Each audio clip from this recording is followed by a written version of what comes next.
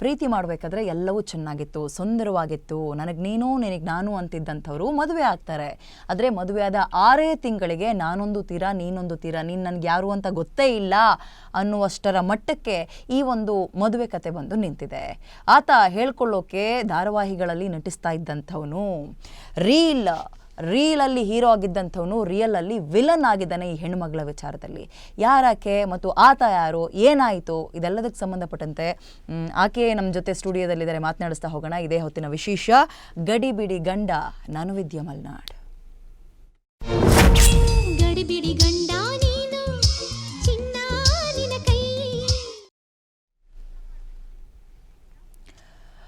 ಮದುವೆಯಾದ 6 ತಿಂಗಳಿಗೆ ನಾನೊಂದು ತೀರ ನೀನೊಂದು ತೀರ ಅನ್ನುವಂತೆ ಈ ಜೋಡಿ ಬಂದು ನಿಂತಿದೆ. ಏನಾಯಿತು, ಯಾಕೆ ಹೀಗಾಯಿತು, ಯಾರೀತ, ಯಾವ ಧಾರಾವಾಹಿಯಲ್ಲಿ ನಟಿಸಿದ್ದಾನೆ, ಈಗೇನು ಮಾಡ್ಕೊಂಡಿದ್ದಾನೆ, ಯಾಕೆ ಹೇಗೆ ಮಾಡ್ದ, ನೋಡ್ತಾ ಹೋಗೋಣ. ಇದು ಸ್ಯಾಂಡಲ್ವುಡ್ ನಟನಿಗೆ ಸಂಬಂಧಪಟ್ಟ ಬಿಗ್ ಸ್ಟೋರಿ. ಇದು 5 ವರ್ಷ ಲವ್ ಮಾಡಿ ಮದುವೆ ಆಗಿದ್ದಾನೆ, ಬಟ್ ಈಗ ಯಾಕೆ ಹೀಗೆ ಮಾಡ್ದ. 5 ವರ್ಷ ಸಿಕ್ಕಾಪಟ್ಟೆ ಲವ್ವು, ಬಟ್ 6 ತಿಂಗಳ ಹಿಂದೆ ಮದುವೆ ಕೂಡ ಆಗಿದ್ರು. ಮದುವೆ ಆದಮೇಲೆ ಆತನ ಅಸಲಿ ಮುಖವಾಡ ಬಯಲಾಗಿದೆ. ನಟನ ವಿರುದ್ಧ ದೂರು ಕೊಟ್ಟು ಸ್ಟೇಷನ್ನ ಮೆಟ್ಟಿಲೇರಿದ್ದಾಳೆ ಆತನ ಪತ್ನಿ. ಮಾಡೋದೆಲ್ಲ ಮಾಡಿ ಪತ್ನಿ ವಿರುದ್ಧವೇ ವಾಪಸ್ ದೂರು ಕೊಟ್ಟಿದ್ದಾನೆ ಈ ನಟ. ಅಷ್ಟಕ್ಕೂ ಯಾರು ಗೊತ್ತಾ ಆತ, ಈಗ ಏನಾಗಿದೆ, ಆಕೆ ಅಳಲೇನು, ಗ್ಯಾರಂಟಿ ನ್ಯೂಸ್ ಸ್ಟುಡಿಯೋದಲ್ಲಿ ನಟನ ಪತ್ನಿ ಹೇಳೋದೇನು, ನಟನ ಪತ್ನಿ ಇದ್ರ ಬಗ್ಗೆ ಏನು ಹೇಳ್ತಾರೆ, ನಟ ಮಹಾಶಯ ಮಾಡಿದ್ಯೇನು, 6 ವರ್ಷ ಎಲ್ಲವೂ ಚೆನ್ನಾಗಿತ್ತು, ಮದುವೆ ಆದ ನಂತರ ಯಾಕೆ ಹಳಸೋಯ್ತು. ಇದು ಸ್ಯಾಂಡಲ್ವುಡ್ ನಟನಿಗೆ ಸಂಬಂಧಪಟ್ಟ ಬಿಗ್ ಸ್ಟೋರಿ. 5 ವರ್ಷ ಲವ್ ಮಾಡ್ತಾರೆ, ಇತ್ತೀಚೆಗೆ ತಾನೆ ಒಂದು 6 ತಿಂಗಳ ಹಿಂದೆ ಮದುವೆ ಕೂಡ ಆಗ್ತಾರೆ. ಮದುವೆ ಆಗ್ತಾ ಇದ್ದಂತೆ ಆತನ ಅಸಲಿ ಮುಖವಾಡ ಎಲ್ಲವೂ ಕೂಡ ಬಯಲಾಗುತ್ತೆ. ಮದುವೆ ಆದ್ಮೇಲೆ ಬಯಲಾಯಿತು ಆ ನಟನ ಅಸಲಿ ಮುಖವಾಡ. ನಟನ ವಿರುದ್ಧ ದೂರು ಕೊಟ್ಟು ಸ್ಟೇಷನ್ ಮೆಟ್ಟಿಲೇರಿದ್ದಾಳೆ ಆತನ ಪತ್ನಿ. ಮಾಡೋದೆಲ್ಲ ಮಾಡಿ ಪತ್ನಿ ವಿರುದ್ಧವೇ ದೂರು ಕೊಡ್ತಾ ಇದ್ದಾನೆ.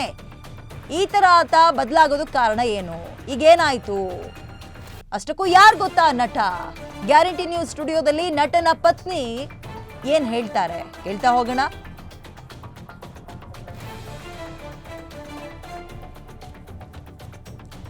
ಇದು ಸ್ಯಾಂಡಲ್ವುಡ್ ನಟನಿಗೆ ಸಂಬಂಧಪಟ್ಟಂತಹ ಸ್ಟೋರಿ. ಯಾರಾತ, 5 ವರ್ಷ ಎಲ್ಲವೂ ಚೆನ್ನಾಗೇ ಇತ್ತು, ಮದುವೆ ಆದ 6 ತಿಂಗಳಿಗೆ ಯಾಕೆ ಹಳಸೋಯ್ತು, ಯಾಕೆ ಹೇಗೆ ಮಾಡ್ದ, ಈ ರೀತಿಯಾಗಿ ಆಡೋದಕ್ಕೆ ಏನ್ ಕಾರಣ.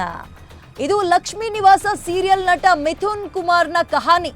ಓಕೆ, 5 ವರ್ಷ ಲವ್ ಮಾಡ್ತಾನೆ, 6 ತಿಂಗಳಲ್ಲಿ ಕೈ ಕೊಡ್ತಾನೆ ಹೆಂಡತಿಗೆ ಪತಿರಾಯ. ಮದುವೆ ಆದ 6 ತಿಂಗಳಲ್ಲಿ ಪತ್ನಿಯನ್ನ ಕೊಲ್ಲೋಕೆ ಸ್ಕೆಚ್ ಹಾಕಿದ್ನ. ಲವ್ ಮಾಡಿ ಮದುವೆ ಆಗಿದ್ರು ಬೇರೆ ಹುಡುಗಿ ಜೊತೆ ಲವ್ವಿ ಡವ್ವಿ ಆಡ್ಕೊಂಡಿದ್ದ. ಕಂಠ ಪೂರ್ತಿ ಕುಡಿದು ಮನೆಗೆ ಬಂದು ಹೆಂಡತಿಗೆ ಮನಬಂದಂತೆ ಥಳಿಸಿ ಮತ್ತೊಬ್ಬಳ ಸಹವಾಸ ಕೂಡ ಮಾಡಿದ್ದಾನೆ. ಪತ್ನಿಗೆ ಮಾನಸಿಕ ಹಿಂಸೆ ಕೊಟ್ಟು, ದೈಹಿಕ ಹಿಂಸೆ ಕೊಟ್ಟು ಕಿರುಕುಳ ಕೊಟ್ಟಿದ್ದಾನೆ. ರಿಯಲ್ ಲೈಫ್ನ ಹೀರೋ ರಿಯಲ್ ಲೈಫ್ನಲ್ಲಿ ವಿಲನ್ ಆಗಿದ್ದಾನೆ. ಅಕ್ಟೋಬರ್ 7, 2024ರಲ್ಲಿ ಮದುವೆ ಆಗಿದ್ದ ಈ ನಟ ಮಿಥುನ್ ಕುಮಾರ್ ಮದುವೆ ಆದಮೇಲೆ ಬೆಂಗಳೂರಿನ ಪಟ್ಟೆಗಾರನ ಪಾಳ್ಯದಲ್ಲಿ ವಾಸ ಮಾಡ್ಕೊಂಡಿದ್ರು. ಪತಿ ಮಿಥುನ್ ವಿರುದ್ಧ ಇದೀಗ ವಿಜಯನಗರ ಠಾಣೆಯಲ್ಲಿ ಹೆಂಡತಿ ಎಫ್ಐಆರ್ ಹಾಕಿದಾಳೆ. ಕಾರಣ ಆತನ ವರ್ತನೆಗೆ. ಇದು ಲಕ್ಷ್ಮೀ ನಿವಾಸ ಸೀರಿಯಲ್ ನಟ ಮಿಥುನ್ ಕುಮಾರ್ನ ಲೈಫ್ ಹೇಗಿದೆ. 5 ವರ್ಷ ಲವ್ ಮಾಡ್ತಾನೆ, ಮದುವೆ ಆಗ್ತಾನೆ, ನಂತರ ಏನ್ ಮಾಡ್ದ, ಹೆಂಡತಿಗೆ ಯಾಕೆ ಈ ರೀತಿಯಾಗಿ ಕಿರುಕುಳ ಕೊಟ್ಟ, ಕೊಲ್ಲೋಕು ಕೂಡ ಸ್ಕೆಚ್ ಹಾಕಿದ್ನಂತೆ. ಹೌದಾ, ಏನ್ ಹೇಳ್ತಾರೆ ಮಿಥುನ್ ಕುಮಾರ್ ಹೆಂಡತಿ, ಏನ್ ಹೇಳ್ತಾರೆ.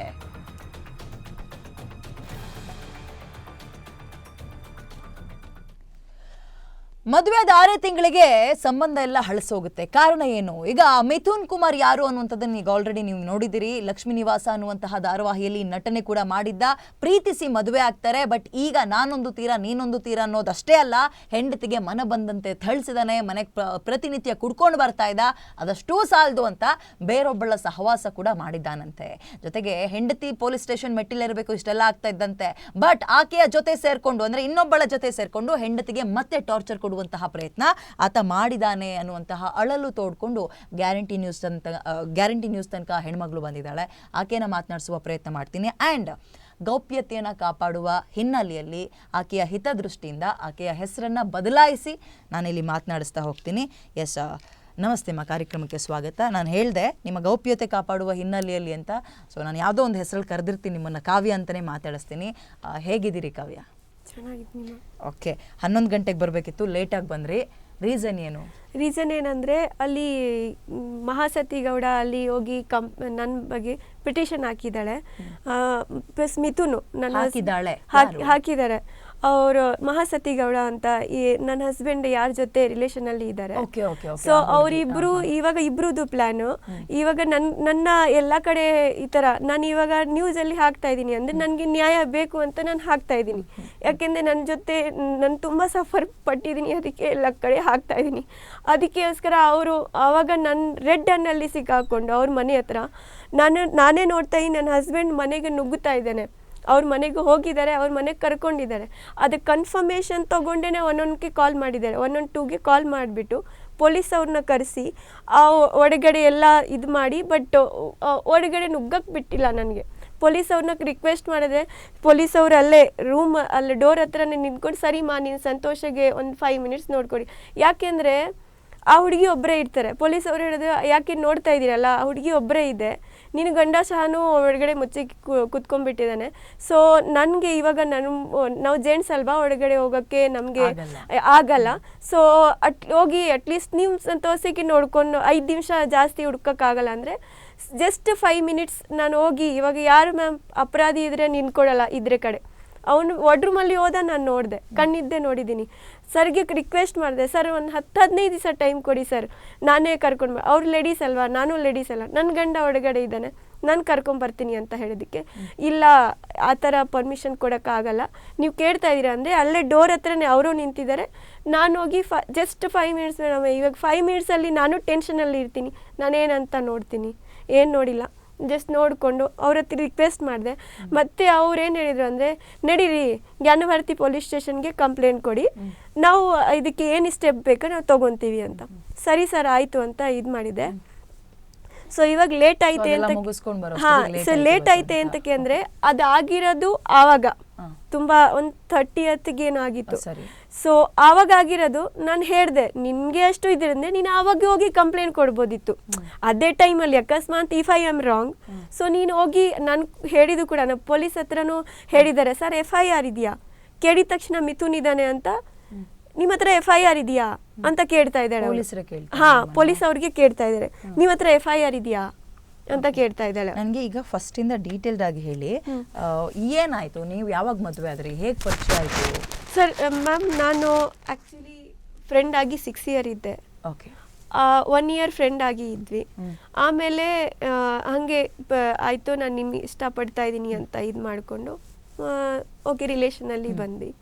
ರಿಲೇಷನಲ್ಲಿ ಬಂದಾದಮೇಲೆ ಇರುತ್ತೆ ಕೆಲವು ಟೈಮ್ ತುಂಬ ಜಗಳನೂ ಆಗಿದೆ. ಅವ್ರದ್ದು ಕೆಲವ್ರ ವಿಷಯನೂ ಗೊತ್ತಿದೆ ನನಗೆ, ಬಟ್ ಕನ್ಫರ್ಮೇಷನ್ ಆದಮೇಲೆ ಅದು ಕೂಡ ಬರುತ್ತೆ ಫ್ರಂಟಲ್ಲಿ ಹೇಳ್ತೀನಿ. ಇದು ಆದಮೇಲೆ ಓಕೆ ರಿಲೇಷನಲ್ಲಿ ಆದ್ವಿ, ಚೆನ್ನಾಗಿದ್ವಿ.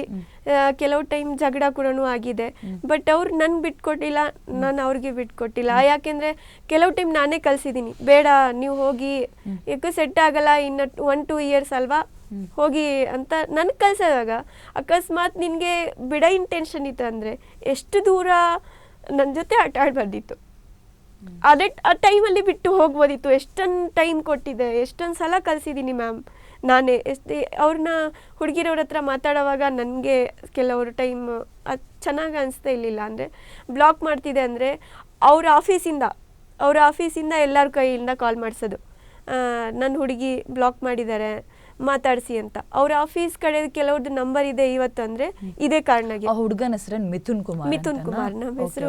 ಏನ್ ಕೆಲಸ ಮಾಡ್ಕೊಂಡಿರೋದು ಅವರು? ಮಾರುತಿ ಸುಜುಕಿ ಪ್ರಥಮ್ ಮೋಟರ್ ಅಲ್ಲಿ ರಾಯಜಿನಗರ್ ಅಲ್ಲಿ LIC ಆಫೀಸ್ ಇದೆ, ಅದು ಕೆಳಗಡೆ ಸರ್ವಿಸ್ ಸೆಂಟರ್ ಇದೆ, ಅಲ್ಲಿ ವರ್ಕ್ ಮಾಡ್ತಾರೆ. ಟೈಮ್ ಸಿಕ್ಕಾಗ ಯಾವ್ದಾದ್ರು ಅವಕಾಶ ಸಿಕ್ಕರೆ ಸೀರಿಯಲ್ ಎಲ್ಲ ಆಕ್ಟ್ ಮಾಡ್ತಾರೆ. ಹಾ ಹೌದು. ಕೆಲವರು ಅದು ತುಂಬಾ ಹಿಂದೆ ಬ್ಯಾಕ್, ಇವಾಗ ಒಂದು 3 ಇಯರ್ಸ್ ಆಯ್ತು ಏನ್ ಮಾಡಿಲ್ಲ.